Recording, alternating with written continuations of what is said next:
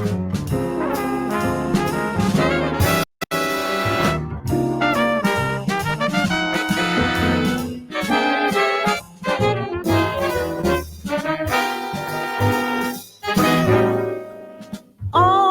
a warm, misty night like this, I can't resist your charm. I'm in heaven until dawn, darling. I insist that I exist in your arms.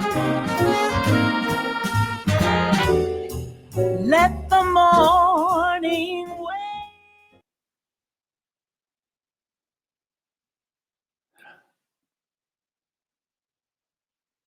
Good evening and welcome to Conversations about Jazz and Other Distractions. I'm Carl Anthony, and for those of you who are jazz enthusiasts, you recognize that classic Tadd Dameron song.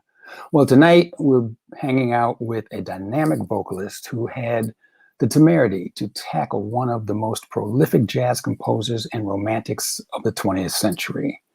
But before we get to that, please welcome the executive director of the Hammond's House Museum, Leatrice Elsie Wright. Thank you, Carl. I'm excited about tonight's show. That's our girl. I know. This is going to be a good one. This is going to be a good one. This is going to be a good one. So thank you for inviting me in. Let me go ahead and take care of the business. As Carl said, I'm the executive director of the Hammond's House Museum. And I want to go ahead and take care of our little housekeeping, but because to do this program, as well as all of our other programs, there's a lot of people that we have to thank that really pour the resources into this institution in order for us to continue to do this work. So let me first start with the Fulton County Board of Commissioners to the Fulton County Arts Council, the Community Foundation of Greater Atlanta, the City of Atlanta Office of Cultural Affairs under the leadership of Camille Russell Love, AT&T Time Warner, and the National Performance Network, our friends down in New Orleans that have gotten a little bit of crazy weather going on right now, along with some other parts of the country. So, you know, our prayers and good vibes go out to everybody as you all really face this winter weather. So, Carl, let me ask you this question. How excited are you to, because I know you and Vanessa have known each other for a long time. Long time. All the way back to her Soul Eyes album. And so much music between then and now. Yes. And she's been all over the world. And, you know, she always made a point of stopping through Atlanta on a regular basis, which, you know, of course, everybody enjoyed having her there. Yeah, well, you know, when I first got to the Hammond's House and we did a concert, our first fundraiser, my first fundraiser at the Hammond's House, actually, called Vanessa, and she was there, and we did a beautiful evening at Morehouse. So we are forever grateful. It was a really, really great night. And then came back to we were supposed to be having a kind of closed reception, you know, little VIP joint, and the doors were, I don't know who invited everybody. So we had people, the house was packed. The Hammond's House Museum was packed with people wanting to purchase her CD, as well as just say hello and get her autograph. So she was gracious. It was a great evening. And again, we are forever in her debt at the Hammond's House Museum. So I'm going to step out and let you take it away and have a fantastic conversation and tell her I said, what's up. Thanks, Leatrice. Thank you. Appreciate you. As Leatrice mentioned, we have a really great show for you. And as my guest this evening is an extraordinary vocalist who throughout her decades of performance and her long career has performed with trios to orchestras all around the globe. She has a keen eye for a lyric and an exceptional talent for phrasing and delivery. Please welcome Vanessa Rubin. Hey. Hey, Vanessa, how you doing? What's going on, Carl? It's another day in the neighborhood. You know, yes, it is. Here, you know. Yes, and I wish I could be your neighbor in Miami. Instead, I'm here warming my toes by an artificial fire in Cleveland. All right. Yeah. So, you know, it's been a year. We've been dealing with this new paradigm of the pandemic. How have you been dealing with not getting too much cabin fever and still trying to stay productive during this time? Well, who said I didn't have enough cabin fever? I have a lot of cabin fever. Look, I'm going to be very, very honest with you. Well, first of all, thank you for having me. And it's a pleasure to, sit and speak with you after so long. But some days I'm up and some days I'm not so up. I don't like the isolation of COVID. I don't like not being able to perform as much, but I am such a people person. But I guess it's better to stay safe so that I'm around when this stuff starts to subside or totally alleviate itself. But I'm staying busy doing things like this, which I'm very grateful for. Keeps me plugged in. And I've done a couple of live streams here in Cleveland at the Bop Stop, which is owned by the Cleveland Music Settlement. And it's managed by a gentleman by the name of Gabe Pollock. And those streams are almost 7 days a week. So if people are interested in hearing some live jazz from regional and local artists, they can just tune in to the Facebook page of the Bop Stop here in Cleveland. And those streams are up even after the live recording for a few more days after the live recording, and then they move on. But I've been doing that, which has been very good because I'm such what I would call a performance dependent type artist. I'm not in my basement in my little, with a bunch of computers and making things artificially. I really need to be in the moment with artists, creating in the moment. And so I've done a couple of those, but obviously, I can't do that every week. So, I'm staying busy reading, keeping up on some books that I've wanted to do and kind of have them stacked up. So, I've gotten through a couple of Michael Eric Dyson books, and I'm currently doing Cast by Isabel Wilson, which is, woo, that's all I can say, woo. I must breathe. I am just, yes, let's breathe. That's waiting to exhale, for real. And I'm, venturing into audiobooks, which I never really did a lot of because I really prefer a hard book with pages. But I'm really enjoying, my first audiobook now. Helps me get through things quicker. Spending time with family. And, I was gone for so long from Cleveland, and a lot of my nieces and nephews grew up without me being around. And so as I returned home about 10 years ago, even though I'm, between here and New York, they've grown into young men and women. As you can see, I had my nephew down here earlier trying to help me with these technical issues that I have from time to time. And so I'm glad to be back around family, and some have gotten to be, seniors now. And I have assumed the role of looking after some, at least one now. We lost one about 2 years ago. Making sure that they're upheld and taken care of. And she lives next door to me. So, the normal everyday things of life, much necessary things of life, because that's all a part of the music too. You just don't live on stage all the time. You have to come off and do just what every normal human being has to do every day. Live and love and be happy and take care of yourself, take care of family and friends. But I miss desperately live performance and being with, jazz lovers, music lovers, really just being face to face, touching and smiling and laughing, with people in person. I really, really miss that. Yeah, I do understand that. That's one of the life's pleasures, is being in an audience feeling the emotion coming off of a stage, and that, for lack of a better term, that call and response between the performer and the audience, Yes. back and forth, and that energy that is created in that space. Yeah. I miss it too. Yeah. But we're here to talk about your hometown fellow, Mr. Tadd Dameron, who's also Yeah. from Cleveland. You have a reputation of having the Midas touch when it comes to challenging material. Yes, that a Midas touch you do. I just Yeah. like punishment. And but you make it seem easy and seamless. Although we know these composers like Tadd did not write easy music. No, So what pulled you to do Tadd Dameron's music? I think I had in the beginning very natural proclivities towards his music when I was very young.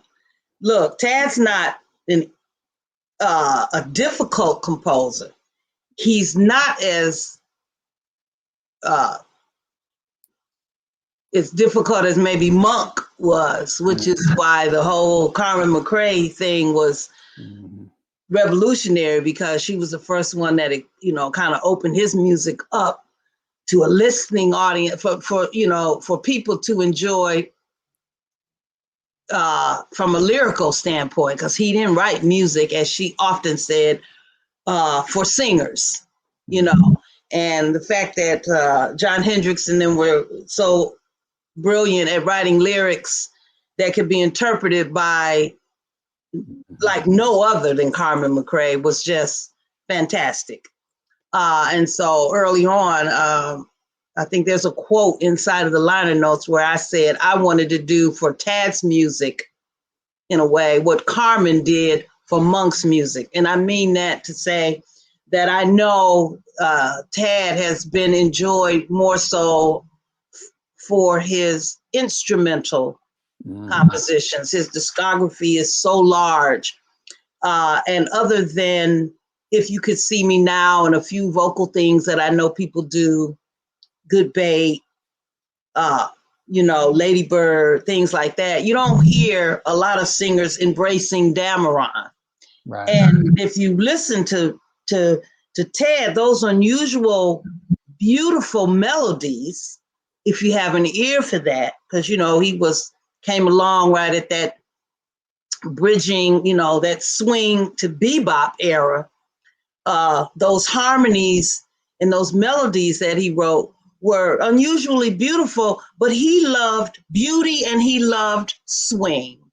And that is what made it so easy for me to embrace his music, because I love beautiful melodies and I love a great lyric and I love to swing. So all I had to do was really expand on what was offered in terms of songs that had lyrics. So I had to do some research, which I did, because I spent a lot of time down at the Library of Congress and other places, and talking to people and trying to choose 10 songs, 10 strong songs, because there were other songs that I encountered by him I didn't necessarily like, or I thought maybe I couldn't do as good a job with. But I picked that group because I loved, I liked the lyrics, and obviously I loved the melodies, but I also wanted to incorporate in the project the writing and an arranging of individuals who knew Tadd, who came from that era, like Benny Golson, who knew Tadd, who played with Tadd, who wrote the foreword in both of the books written by the only 2 books out there on the life and music of Tadd Dameron, which is the one by Ian McDonald, and then the one that Paul Combs wrote. And so I have it behind me here on the shelf. But anyway, and I did that because I've been in New York for a long time, and I've had extensive associations with people like Mr. Frank Foster and, Benny Golson, whom I know, Bobby Watson, who is also one of the arrangers, And I love Bobby Watson. And these guys also know how to write for big band, which was another unique aspect of Tadd, because at the time he came along and it was kind of a period where big bands were kind of descending. People still wanted that big band sound. And he seemed, because of his knowledge of harmony, and his arranging ability, which is what he really liked. I mean, he was a pianist and he could play, but he really loved arranging. That was really his focus. If you look at his history, you could see his history of arranging for Kansas City big bands and the Billy Eckstine big band, and just so many big bands that he wrote for. Dizzy's big band. You know, he did some arrangements for Count Basie, Good Bait, that the Count Basie band did first was Tadd's arrangement. Right. And so that was really, he felt, where his strength lied, which was really his gift. So I say all that to say I wanted the project to include great arrangements too, because to get a bigger sound out of a smaller number of instruments was what a lot of record companies, like back in the day, Decca, loved. Hence things that he did for Carmen McRae, which he was able to do a couple of sides, as they called them, there, that sounded more like big band, but they were only like, I don't know how many pieces, maybe 7, 8 pieces, but it sounded like a big band because of the way he voiced it. And so economically, I guess record companies really loved him for that. And then, of course, there were things going on other labels, like Riverside, and he did a big band arrangement over there on for a man on trumpet is leaving me now, but Swift as the Wind, and actually Tadd was in the hospital at that time, doing those arrangements because he couldn't come out to conduct it. So Benny Golson, how brilliant was the man? Blue Mitchell, it was for Blue Mitchell. And Tadd wrote them while he was in the hospital, sent them to New York. Benny Golson conducted the date, and boom. I mean, those cats, they were just, I've seen some great arrangers sit there, like Frank and them would be on the bus, and they just sit there with staff paper and just be writing arrangements away from the piano. Wow. Okay. So, I mean, that kind of genius. And so to have those kind of arrangers, Mr. Willie Smith, who was one of the arrangers, who was from Cleveland, he's passed on now, a great alto player. He also knew Tadd's family. And during the times when they were here, hung out and played with Tadd and was aware of, shared in that whole love for jazz and arranging, because Willie Smith was a wonderful big band arranger too. So I was trying to bring as many authentic elements to the project as possible, because it warranted that, and Tadd's reputation warrants that. And so I was hoping by doing that project and unearthing some rare and new things to the industry, that other singers would be attracted and want to sing more Dameron. So like back to Carmen's thing, because she interpreted that monk music so great, singers are now embracing monk like they never could before, because there were not lyrics. And so while there was If You Could See Me Now, there was Good Bait, and there was Ladybird, people really didn't know about You're a Joy. Well, some people did many, many years ago, but there weren't a lot of recordings of it. Or Whatever Possessed Me, that Chet Baker did back in 1965, because he and Tadd knew each other and worked together. And but just not a lot. You don't hear a lot of people singing Dameron. And after Sarah did that 1955 recording of If You Could See Me Now, that kind of put him on the map. That was a signature song for her. Right. But there's just so many other things that I have always loved about Dameron from the early days when I started singing, and all I was singing was If You Could See Me Now and maybe Good Bait. But I always felt like there was more. There was something else there to be uncovered, discovered, unveiled to people. And it took me a long time to do this project. It was quite an ambitious endeavor, to say the least. And I did it and produced it myself. So I was very proud of that after all these years. And you introduced me to songs that I never heard. So why don't we take a listen to one of the songs that you introduced me to, called Kitchenette Across the Hall. Okay. You when I first heard it, I was like, okay, now this is interesting. That's what I call my period piece. But yeah. I got it off of there was an old record label called Strata East. I wasn't singing there. Stanley Cowell and all of them, and Spike Lee's father and all of them had done some recordings. And there was a singer, and I can't remember her name right now, that recorded that. In my research, I found that within in that group of music that they did, because they did about maybe 6 Dameron recordings, and Kitchenette was one of them. And I thought it was so cute, and I love the story. And it's not the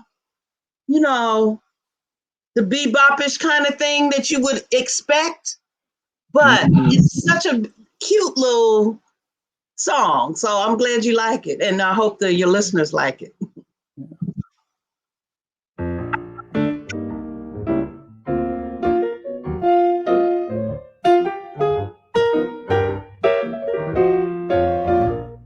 I met him in a grocery store. He was buying groceries galore. To my surprise, I found he lived next door in the kitchenette across the hall. Well, next morning, many thanks to fate, I had to wait because the bus was late. And I kept thinking how he looked at 8 in the kitchenette across the hall. Then one day he lost his key. Gee, what a break it was for me. I let him climb through my window, and he invited me for tea. Now he's gonna buy a wedding ring, and we'll be married early in the spring. And I'll move my bags and everything to his kitchenette across the hall.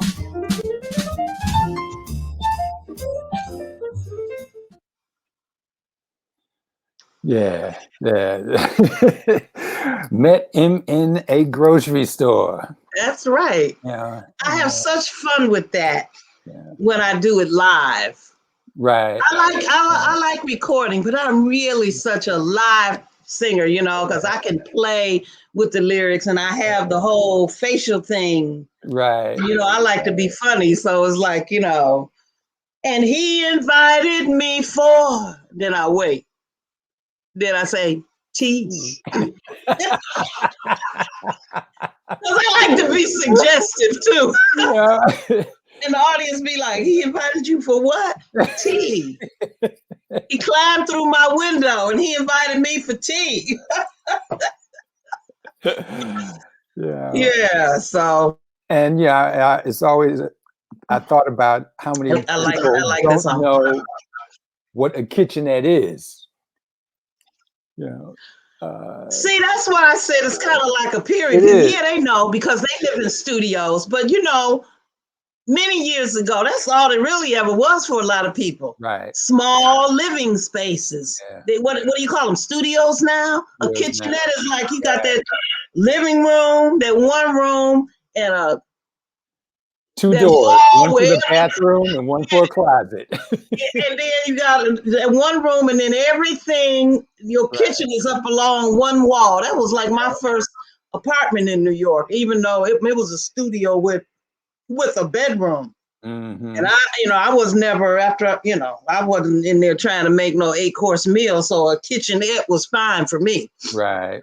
I had just enough to do what I needed to do, but kitchenette across the hall. Yeah. Now, you talked about the arrangers. Did you have any input as to how you wanted the songs to go, or you just let them put their spin on it and then you just roll that way? You know, I did kind of let it roll that way. Okay. Because Frank had arranged for me before. You know, I have never told Frank Foster what to write for me. He kind of knew what kind of singer I was and what I liked. And I generally, if I trust the arranger, I generally don't get in the way of that unless there's something specific that I want. If, you know, I could tell him I want to swing, I want this in 3, or I want this as a ballad or a walking ballad, you know what I mean? But I don't get involved deeply in a lot of that kind of stuff. I love what they bring to the table. Also, because it's not just a recording project for me, it is also the best masterclass I could ever ask for. It's always a classroom for me. It's always a learning experience. So to be able to absorb the ideas, the rhythms, the harmonies, the whatever somebody like, you know, the genius of a Frank Foster or Benny Golson or even Bobby Watson or anybody like that, but, you know, hey, that's gold for me. So no, I don't get involved a lot, you know, and then after I do it, if there's anything that I think that I want to tweak, then I work from there. You know, I can change anything after I get it, but I don't change much. You know, there's generally more music than I really, you know, Frank has been known to like kind of overwrite sometimes. You have to go in there. You can't sing everything he writes in the music. He writes in the music. So, you know, it's always a treasure trove of things, you know, to focus on and adapt to. Do you find that the young folks coming along have a sense of that masterclass that you say you get every time you sit with these guys? And, you know, I mean, because used to be a time musicians would go out to jam sessions and leave their horns at home and just sit and watch and learn, you know. Are these young folks doing the same thing these days, do you see? Or yeah, I think they're adapting to what is available to them. It's not, you know, like I feel like I came in on the tail end of when I first started singing of a lot of things that were, you know, much more in abundance in Cleveland.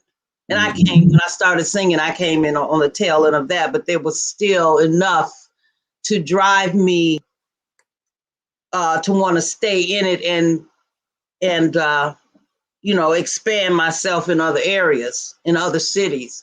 And then when I got to New York, it was a lot there, but even the people who were there before me were talking about how much was no longer there when they came. You know, by the time I got there, they were saying, oh, well, back in the day, this was there and that was there. And, you know, and then you hear people talk about 52nd Street. And I mean, I was probably not even born when a lot of that, you know, some of the older kids were talking about that. But I walked in on what was my time and I embraced that. And I often say, man, these kids, they don't have a lot of the things that were available even when I got to New York. They don't get to go hear people. They don't get to see people.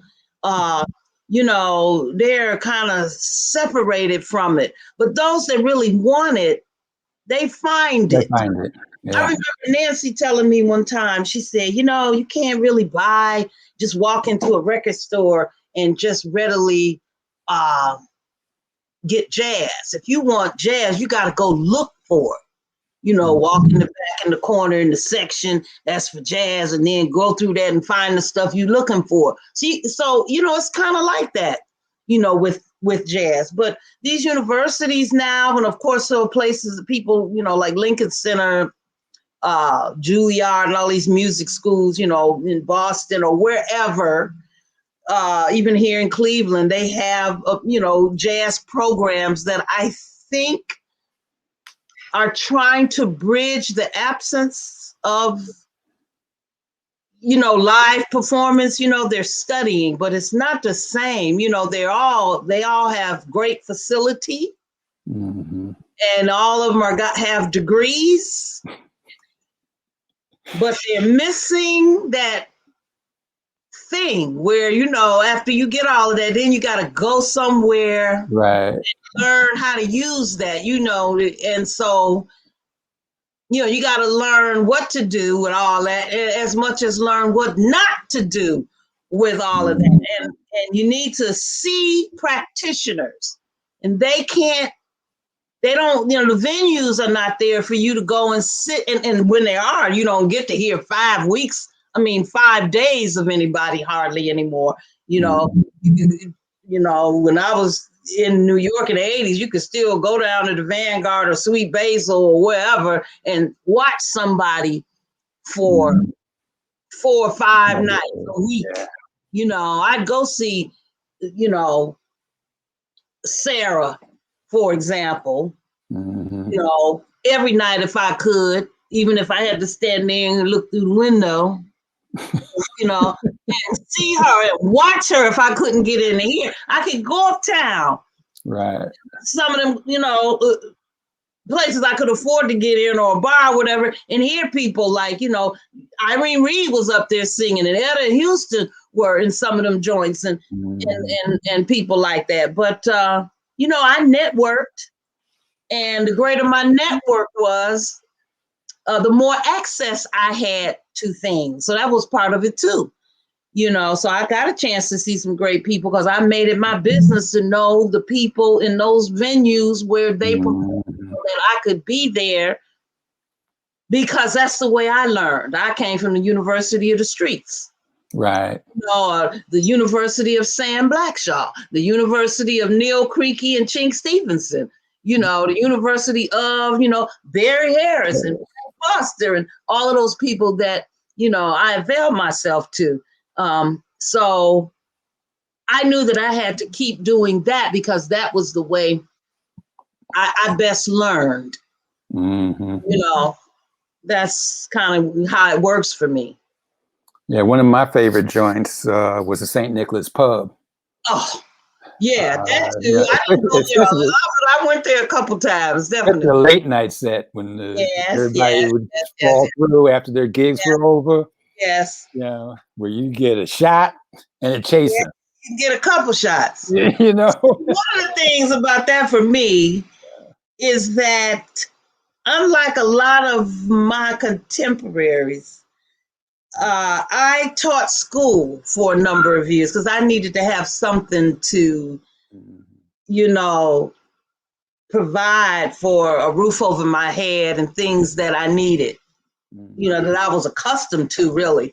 And so a lot of times I couldn't just be hanging out every night because I had to get up and teach. Hence my discovery, you know, I discovered that I liked working with young people, or at least being in the classroom with them. And the school that I was in there were quite a number of at-risk youth, we call them. Right. And they needed a lot of time and attention. And so I did a lot of that in addition to hanging out at night. So, you know, I did hang out and everything, but I couldn't, you know, I was in Brooklyn, deep in Brooklyn. And I had to go all the way up to Nick's Pub, hang out, sing, and you know, maybe not have too much to drink because I'd have to drive all the way back to Brooklyn or ride around and look for a parking space, get inside and be ready to get up and hit that classroom. And I was an English teacher. So, I mean, I had papers to grade and, you know, things just to stay on top of my job. But I did get out and get some hanging in. And even after I stopped teaching full time, you know, shoot, I was in Bradley's. I'd be at Bradley's late because you could go there at 2:00 in the morning and still catch a whole set of music and see everybody who was hanging out after their gigs ended. So I made up for things in other ways where, you know I was working and I really couldn't do, you know, a hang every night. You know, it just wouldn't work. It wasn't going to work for me. Well, you know, fortunately, I was living at 145th and Lenox, so that was right down the street from me. Right. You know, yeah, well, right up the hill. yeah, right up the hill. Them Harlem people. Yes, man. You know, you put together a serious octet of players. how did you choose them? You know, you were talking earlier Those about friends of mine. 8 people sounding like a big band. Well, clearly you did that with I've been these. in New York long enough to know each one of those people. Okay. You know, that wasn't, let me sit down and think of who I could get. I said, first of all, I have I've been involved with Cecil Bridgewater on a number of projects. And I know when it comes to horns and arranging and conducting horns, I'm going to call Cecil Bridgewater because, you know, that's my go-to person for that kind of stuff. Frank wasn't always available, and Cecil was closer and more, available to me. Of course, Eddie Allen, who's the trumpet player on there. I've been working with Eddie since before my first recording, you know, because he lived in Brooklyn too. So, I mean, that was a no-brainer for me. And a lot of those guys, when I first debuted this project, which was in 2007, I mean, this is 2019 when I put it out, but I've had those arrangements. I've been working on putting that stuff together since, you know, off and on since 2006 when I was getting the initial arrangements done. And so when I debuted it at the Kennedy Center, a lot of those guys were the original players. So I try to keep them, you know, Carl Allen and Kenny Davis, you know, and John Coward on piano. And I was just lucky that when I got ready to record it, that I could get them back, you know. And I think Antonio Hart was the alto player I had at first. The first time I did it at the Kennedy Center, but then I had, I can't think of his name right now. Bruce Williams. Yeah, Bruce Williams on Right. fantastic, you know. Yeah, he is. Oh God, he kills. Got him to do the recording, and you know, Clifton Anderson, you know, he did the very first recording of it, and Alex Harding, who was the baritone player on there. So I mean, you know, and Patience Higgins, who I work with as much as possible. Patience, you know, amazing. so that part of it was easy because you know, I lived there long enough and I had relationships with those people.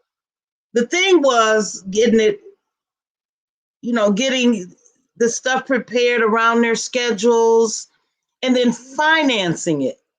That was a lot, you know, of it, and coordinating things and doing the research on the publishing. You know, a lot of Tadd's stuff had fallen into obscurity and you couldn't find out who owned this and who owned that. Because, you know, when you pay those mechanicals, you got to pay them to the right people. So, you know, that was a lot of it. The behind the scenes stuff, all the things the record company used to do for me. That's how I really, always deeply appreciated what record companies did behind the scenes, you know, getting the mechanicals together, doing the photography, doing the layout, getting somebody to put it all together once I recorded. But this time I had to do everything. And so that's another thing, you know, I had to hire, I worked with Michelle Taylor very closely on this, who was like my manager and release coordinator. And I had a good publicist because once you get a product, then what? You know, I had to get a photographer and, you know, I didn't have like a hair and makeup person. I did all that for myself and then took some pictures, picked a photograph, hired somebody, got Paul Combs, because again, authenticity, who wrote the book on Tadd Dameron, knows intimately about why Tadd is so important in terms theoretically of his music, his transition from big band into bebop, why people like Dizzy and everybody liked him because of the way he played and the way he voiced chords, which were the kinds of things they started to do at the onset of the bebop period that they didn't do in swing. So everybody was gravitating to Tadd in terms of his musical knowledge, his harmonic knowledge. And, you know, and so getting the musicians together wasn't that hard. It's just getting availability and scheduling and then, you know, financing things. And it just took me a long time because I was just trying to put all those things together. That was a lot of work. That's why I say it's an ambitious endeavor, but I'm glad I did it. It took a long time. And we're going to get back to that. But first, we're going to take a listen to Weekend, another gem that you pulled out of obscurity. And we've all had that weekend. Some of us several weekends. But I love the lyric.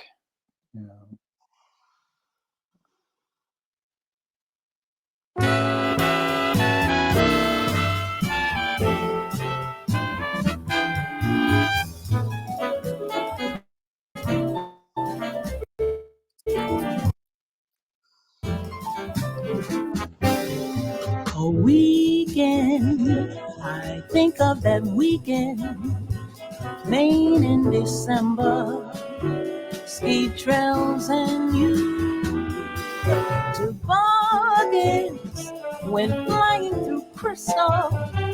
We were not missed till moonlight broke through. Your cold hands I warmed with my kisses, there by the fire. Somehow I knew this fire was burning too brightly. It had to cool off, I guess they all do. Now all that's left is my weekend with you.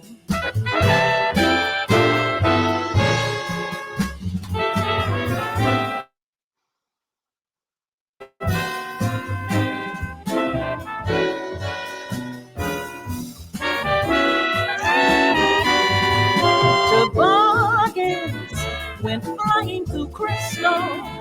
We were not missed till moonlight broke through.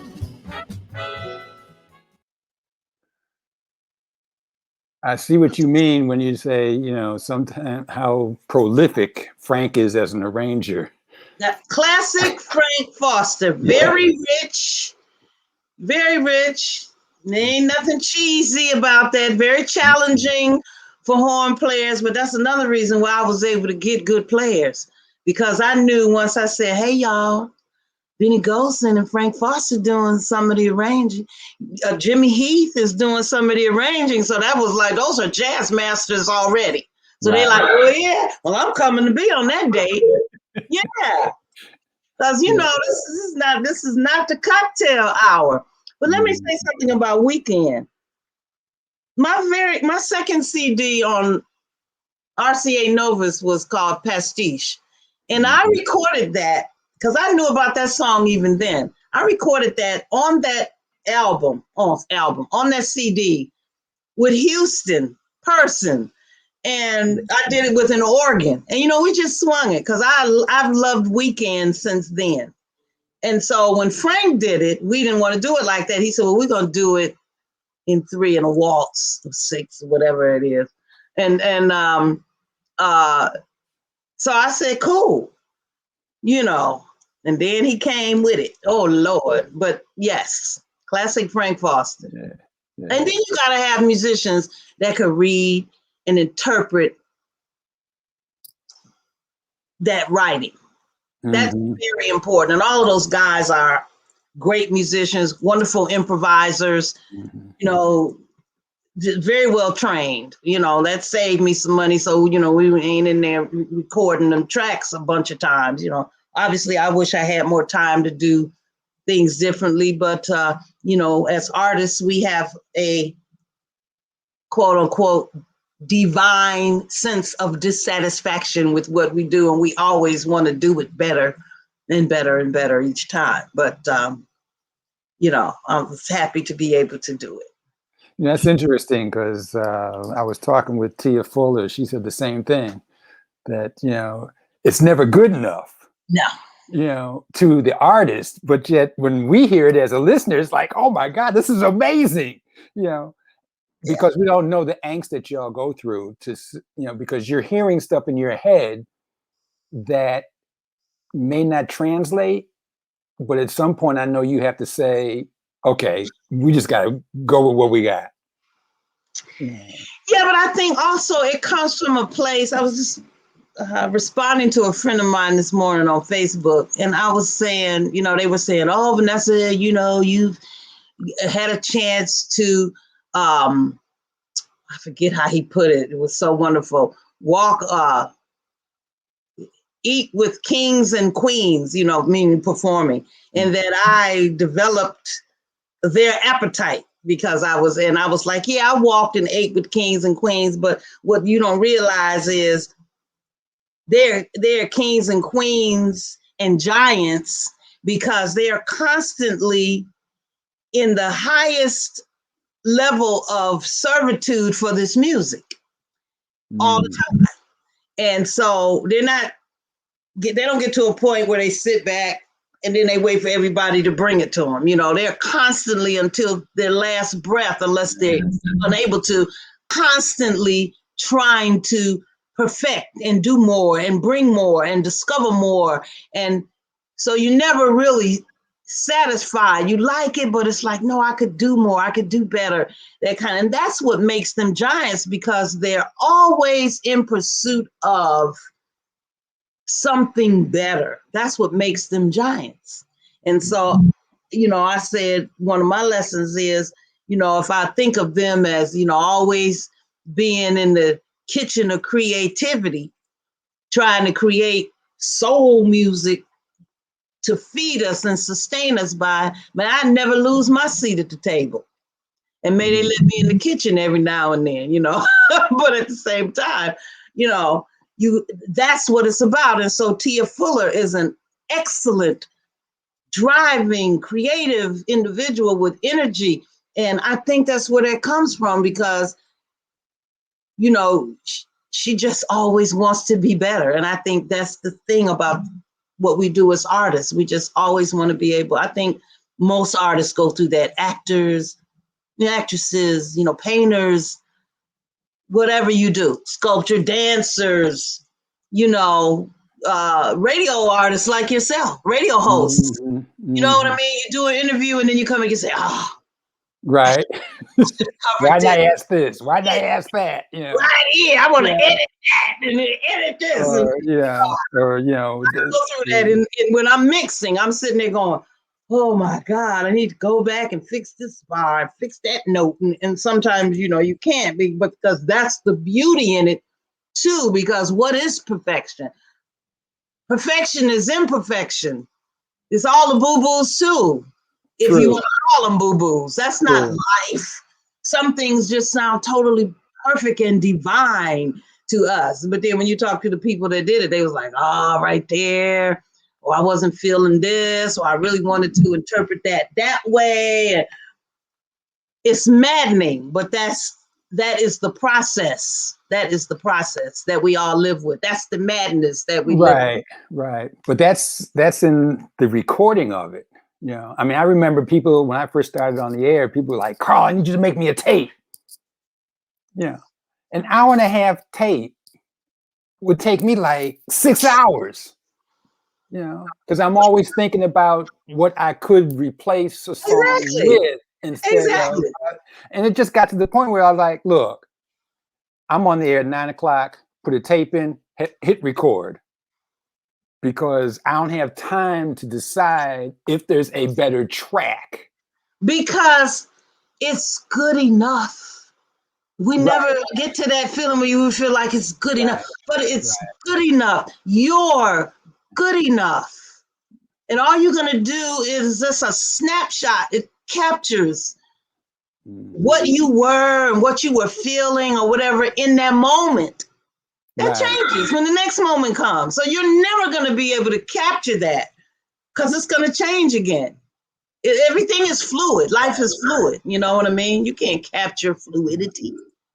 And it's just like in live performance. You get one shot to sing the song, and then the next night you're singing it differently because of whatever happened between you going to bed and waking up and getting back on the stage. And anything can change. Anything can change.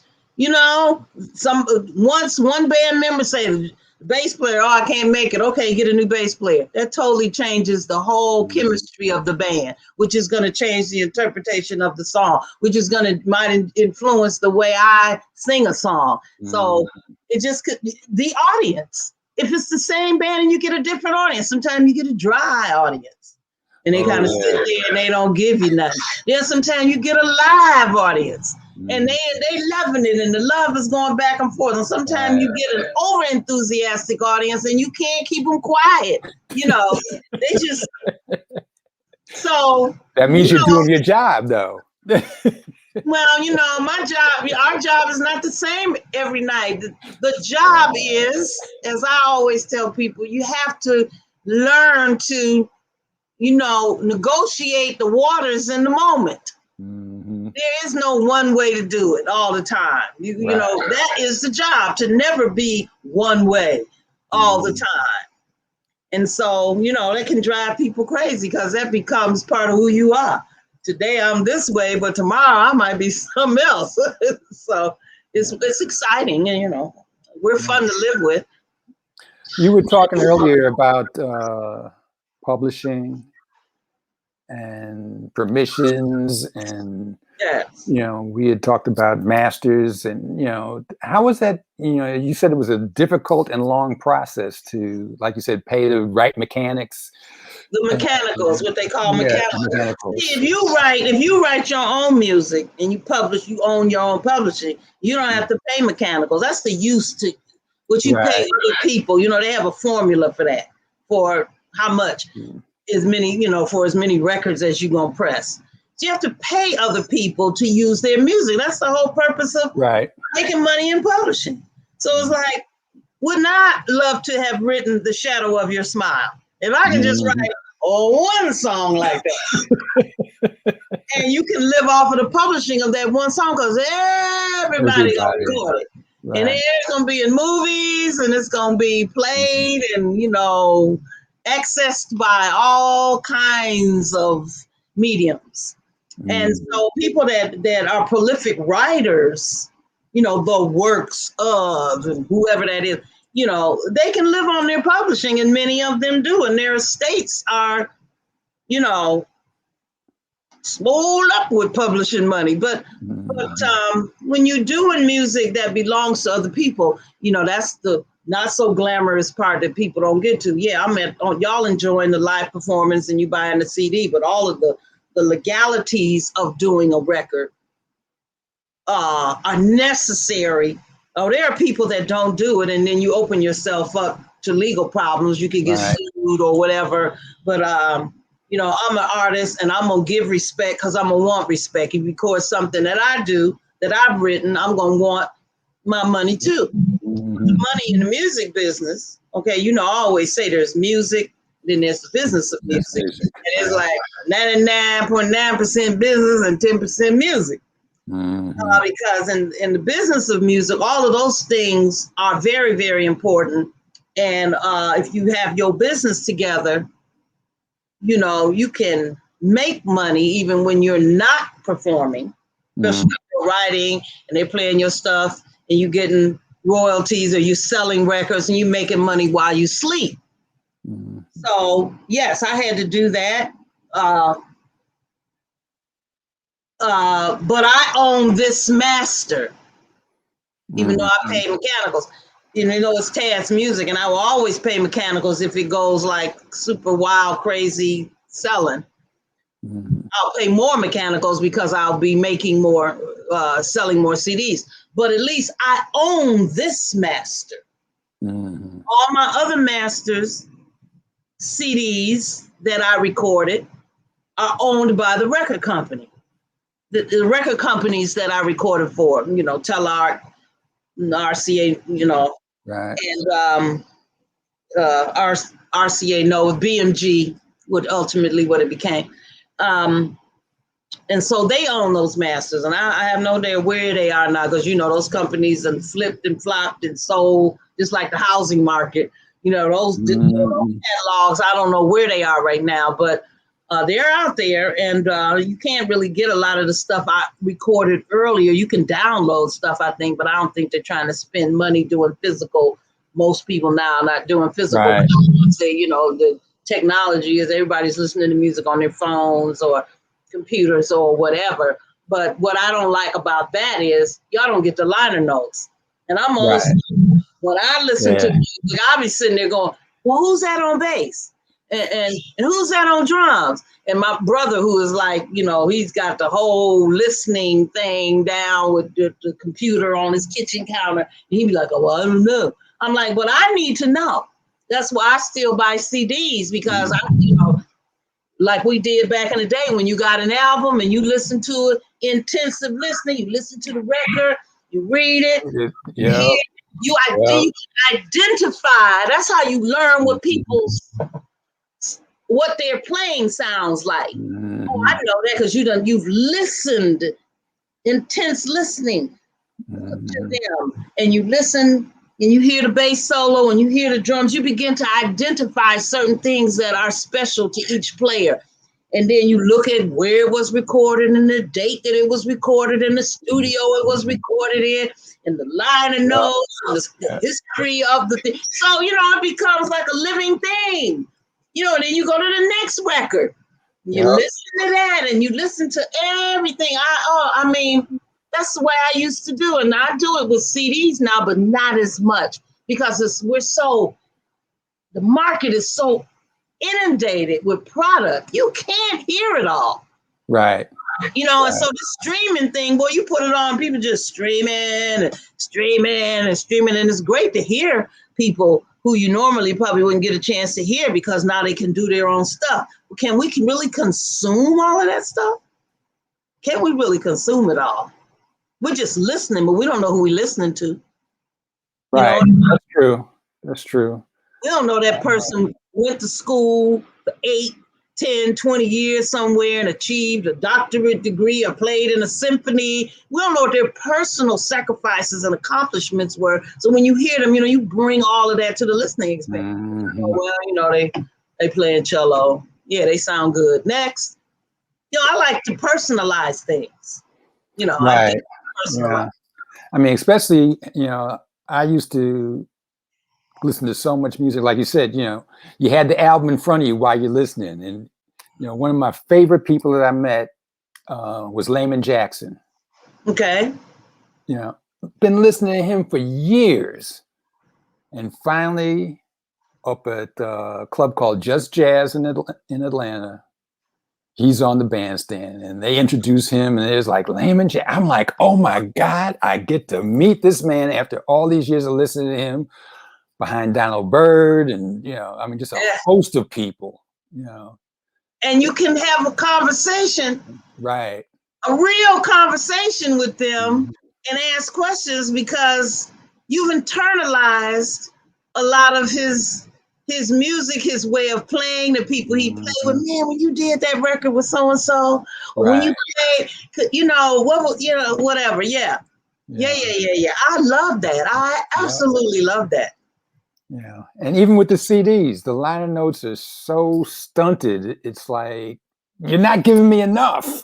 Right. I tried to put some meat on the bone. Yeah. In this project, I didn't try to recreate the wheel. I wanted to it wasn't about, you know, doing things in a way where you don't improvising so much that you don't know what the melody is, because you don't know Tadd's melodies, first of all. So the deal is to let those arrangements do all that coloring and texturizing and everything. And all I had to do was really just try to sing Tadd's melodies so that people would know, because, you know, a lot of us learn from listening. When they go and put on something that I've sung, okay, I know sometimes I miss certain intervals. I might cheat and do something, but I tried not to do that this time and sing what Tadd wrote so that people could hear what the man wrote.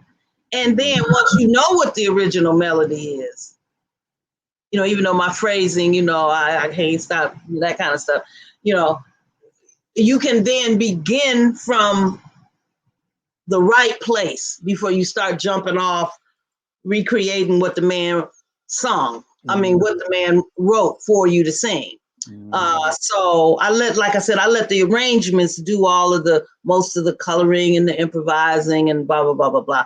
And the songs really sing themselves. I really didn't need to do a whole lot. Sometimes you don't really need to derange a song because it says everything. All you need to do is just give it some honor and respect and some justice and get it out there. Well, your phrasing is what makes a song yours, and every great vocalist has their own phrasing and their own style that separates them from the pack. And, I've heard a ton of singers that never made the air because they weren't doing anything different. You get 10 CDs and 8 of the 10 songs are the same songs by everybody. One of my brothers say to me, and for anybody that listens to this is just really good, and no matter what you do in life, but particularly because you're talking about phrasing, and he always says, the hardest work you will ever do is the work you do on yourself. Mm-hmm. And so phrasing is very personal, and it is like a conversation.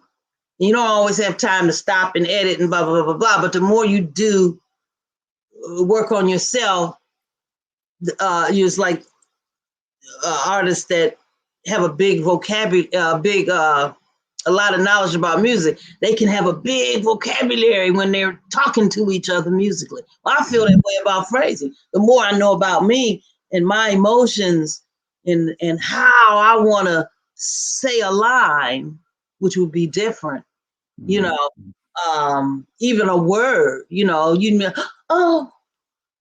oh,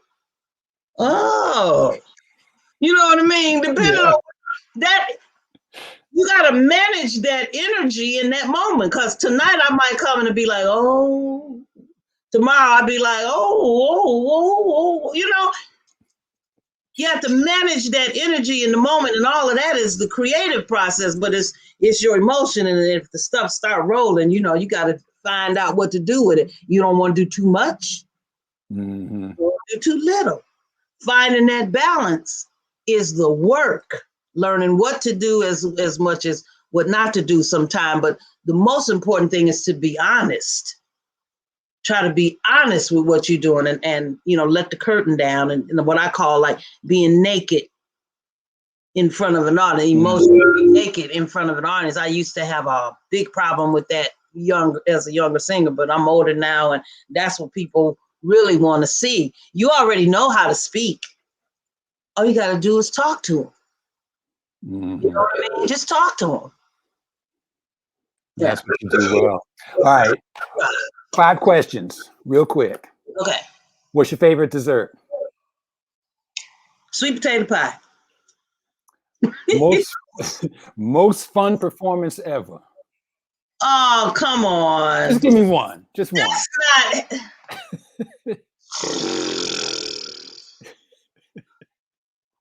That's not fair. Okay. I'll say one of my most recent fun performances. Working at Mesro in New York City with Brandon McHugh, Kenny Davis, and Winnard Harper. Oh, Winnard. Oh, that's my man. I love I've had so many fun performances.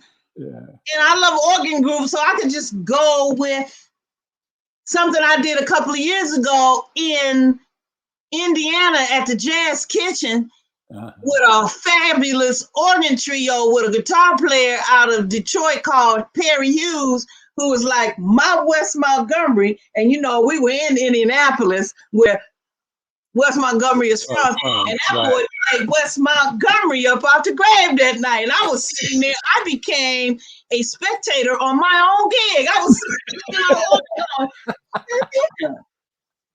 because I love Wes Montgomery, and he know it. And he was just playing that shit, and I was just like going, I'm supposed to be singing. So those are fun gigs when you get out of your own way. You just get out of your own way and just let the stuff come through you And when everybody is doing all the right stuff at the right time, yeah. Do you have a signature or a favorite song? Right now, no, but I have songs that I like to sing at particular times. Right now, I'm loving this tune that funny you say that, that Wes Montgomery recorded, Down Here on the Ground. Yep. And I wrote lyrics to Wes Montgomery's solo. And so I love to do that with the organ group because I have that guitar player. And I say, man, let's play it like, let's play West's phrasing. And then I'm going to sing West's phrasing. And then we're going to loosen up and I'm going to sing his solo, but I'm going to sing these lyrics. So, it's something that, I haven't recorded yet, but I'm working out. But when I'm working with that group, I sing more bluesy type things. And this last week, I just started, I knew the song, but I never was singing it. Love you madly, right or wrong. Duke Ellington's tune seems like a lyric of a song. And since it's so, I thought you ought to know I love you madly. Because I always think about an opening song to greet the audience with. And I was usually doing this tune I wrote called Are You Ready for Me?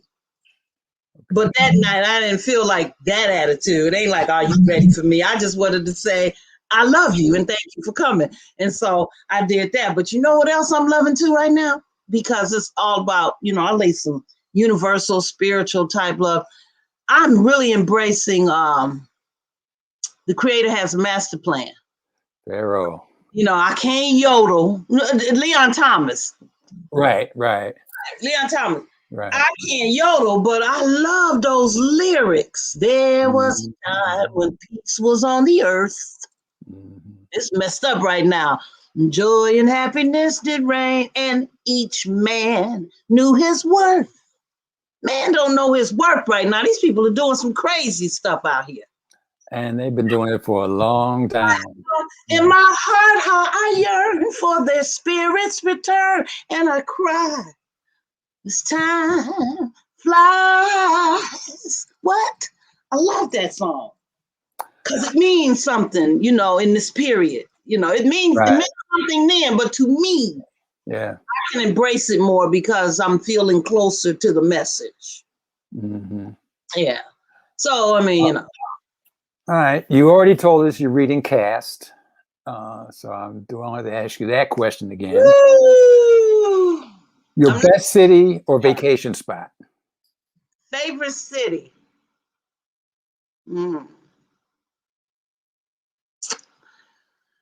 Probably still New York. Right. Probably still New York. Vacation spot anywhere warm. I love warm climate. My mother is from Trinidad. I love the islands, so I love going to the islands, but I can't get to the islands now. So hey, I settle for Atlanta, Birmingham, somewhere in the South. But this climate change, I don't know. I might stay right here. Cold up there too. Because we might get summertime while y'all have a winter down there. You just don't know. But I love warm places. Yeah. Vanessa, it has been such a pleasure hanging out and talking music with you, as it always is. Oh, okay. You look wonderful. Thank you. You're doing something right. Going on, but I'm loving it. Hey, Southern Soul Sister, come on now. Yeah, well, I'm transitioning, and not just in COVID, but in life. Right. And that's the thing I want to do this thing with grace and gratefulness, and that's the thing is to do it with grace and gratefulness. And I am certainly very grateful and very humble. And I would just tell people, the CD is available on all of those platforms that they can feel free to get it. And there people are still buying it. So, it's like I'm already, it was nominated for NAACP Image Award last year, and then COVID hit and everything just went. Yeah, People right. are still buying it, and I'm just very glad because it's one of those things. It's a one of a kind. It's the first of its kind. Let me say that, the first of its kind. And so singers, if you want to sing more Dameron, this is a good way to start. And then, hey, you might want to do some research yourself and find some other Dameron stuff to broaden the vocal library. So there are more things to do. I mean, I love all of the, great American songbook writers. I mean, I love that. But, there are so many other people that I consider part of the Great American, could be part of the Great American Songbook, like Stevie Wonder and people like that. And people that I've tried to interpret their music. Lovely Day. What's his name? Bill Withers. People like that. Or you might find an unknown singer with a one-off. That's just beautiful. You don't know him for nothing else but that one song. Yeah. So you just got to be open to things, and and they come from everywhere, from every genre of music. You might have one in your head right now. Maybe one of the ones that I wrote. I have a couple of tunes out there that might be somebody's story. Well, we're going to close out with Reveries, which you penned. Yes, I penned the lyrics to that. Lyrics, right. Reveries do come true, and the dream is you, Tadd. That was the idea. Yeah. Yeah. So thanks for hanging out with me this evening. It's been an honor having you as a guest. I needed this. I'm so enjoying. Yeah. You've shared a lot of wisdom and perspective on this man and his music. I want to thank my producer extraordinaire, Robbie Wyndham. Thank you. And look, thank you all for your patience with me at the beginning of all as your engineer. I was like, oh Lord, please. Where's the little icon? I can't see it. Yeah, it's all right. We got it together. Yeah. I also want to thank our marketing guru, Karen Hatchett, for always doing a fantastic job. And Leatrice. Elzie, the Hammond's House, along with the Fulton County Arts Council, the City of Atlanta Mayor's Office of Cultural Affairs, under the leadership of Camille Russell Love, AT&T Time Warner Media, the Community Foundation of Greater Atlanta, and NPN, the National Performance Network, without whom this show would not be possible. Last but never the least, I thank our audience for your continued support. So remain vigilant in wearing your mask and social distancing, and we'll see you every second and fourth Thursday on HHM Digital for another conversation about jazz and other distractions. Good evening, as we go out with Reveries.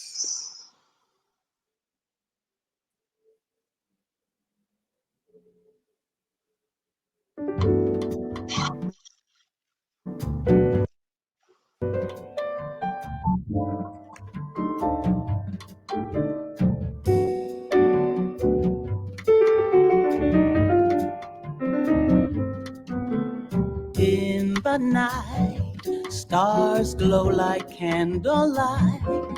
Sweet music fills the air, drawing you oh so near.